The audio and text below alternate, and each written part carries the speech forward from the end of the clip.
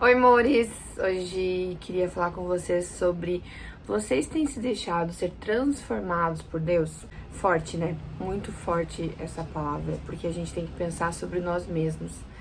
E eu tenho a impressão que às vezes as pessoas criaram uma religião para elas mesmas, ou então criaram Deus, ou criaram uma imagem de Jesus para elas mesmas. Ou seja, um Deus que permite tudo, que você pode fazer tudo, que você tem liberdade para fazer o que você quiser. E eu percebo que são preceitos que as pessoas criaram para elas mesmas, né? Uma permissão, na verdade, para elas fazerem o que elas querem. Mas na verdade Jesus não é assim. Deus não é assim. A gente precisa saber quem é Deus pela Bíblia, por quem Ele mesmo diz, não sobre as nossas ideias ou sobre o que a gente acha.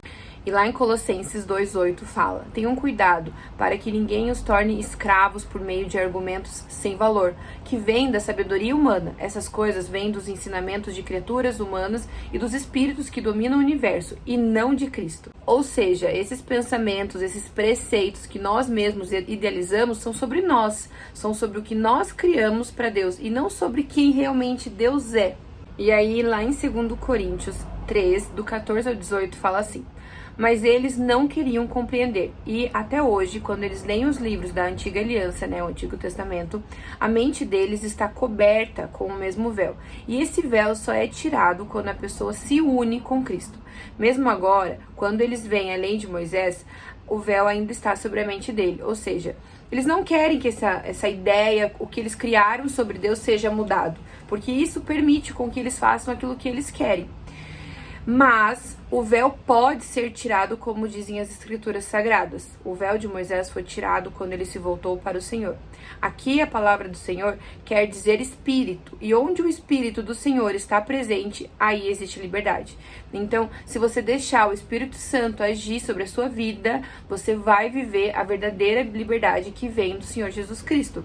Portanto, todos nós, com o rosto descobertos, refletimos a glória que vem do Senhor. E essa glória vai ficando cada vez mais brilhante e vai nos tornando cada vez mais parecidos com o Senhor, que é o Espírito Santo. Então a gente para de acreditar naquilo que a gente criou, naquela ideia irreal de Jesus ou de Deus, do Espírito Santo, quando a gente consegue realmente receber o Espírito Santo sobre as nossas vidas.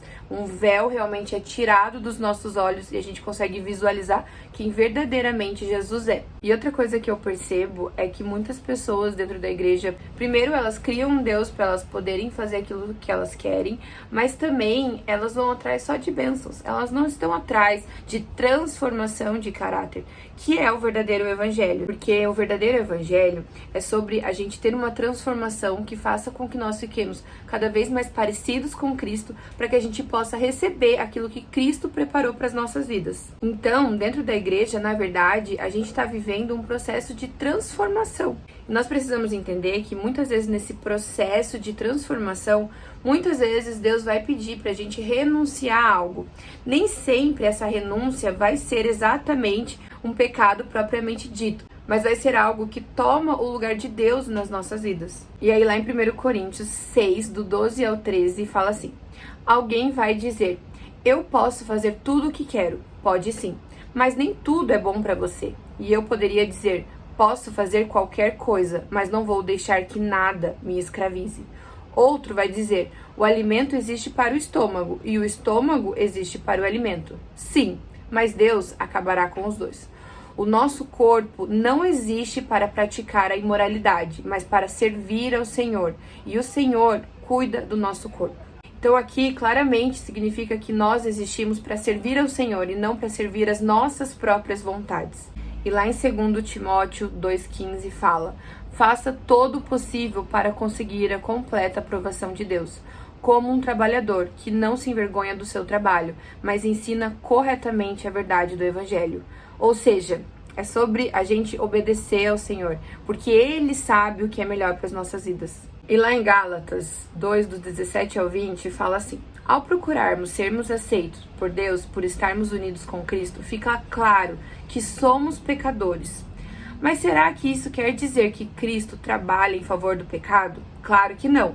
Se eu, depois de ter destruído a lei, começar a construí-la de novo como meio de ser aceito por Deus, aí sim fica claro que eu havia quebrado a lei. Ou seja, quero explicar esse versículo para vocês. Então Deus sabe que nós somos pecadores, mas isso não significa que Deus ele é a favor do pecado que a gente comete. Mas ele traz discernimento sobre as nossas mentes pra gente entender aquilo que é pecado e aquilo que não faz bem para as nossas vidas. E ele tá nos dando a chance de sermos transformados, de mudarmos de atitude mesmo. Então, se a gente fazia algo que não nos fazia bem, Deus vai mostrar pra gente e a gente tem a atitude, a oportunidade de começar de novo, de fazer diferente. E aí, na continuação do versículo fala: pois, quanto à lei, estou morto pela própria lei, a fim de viver para Deus. Eu fui morto com Cristo na cruz. Assim, já não sou eu mais quem vive, mas Cristo vive em mim. E esta vida que vivo agora, eu a vivo pela fé no Filho de Deus, que me amou e se deu a mim mesmo sobre isso. Gente, o Evangelho é sobre isso. É sobre a gente viver Cristo em nós mesmos. É sobre a gente ser templo do Espírito Santo e o Espírito Santo viver através das nossas vidas. Que foi para isso que nós fomos criados. Dessa forma, nós conseguimos ter a plenitude das nossas vidas aqui na Terra, porque nós fomos preparados para viver isso no céu. E não para viver as nossas vontades, o nosso ego, da nossa maneira, criar um Deus que não existe para permitir com que a gente viva o que a gente quer. Por fim, eu quero deixar essa palavra, Colossenses 3:2. Pensem nas coisas lá do alto e não nas que são aqui da terra.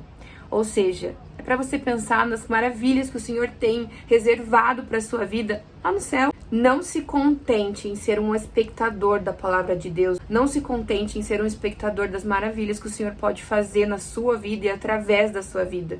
Não espere por bênçãos, porque isso são consequências daquilo que Deus tem para você. Mas espere por uma transformação genuína. Isso é o verdadeiro evangelho para as nossas vidas. E agora eu quero orar por você, se você quiser aceitar esse Jesus, se você quer ter a sua vida transformada por Deus e realmente viver algo novo, feche os seus olhos e repita essa oração comigo. Jesus, eu creio que Tu és o Filho de Deus e que morreu na cruz pela minha vida. Escreve o meu nome no livro da vida e que eu possa ser transformado e viver contigo todos os meus dias. Amém, amém. Que você possa realmente ser transformado e não ficar esperando apenas por bênçãos, porque isso é consequência do Senhor para as nossas vidas.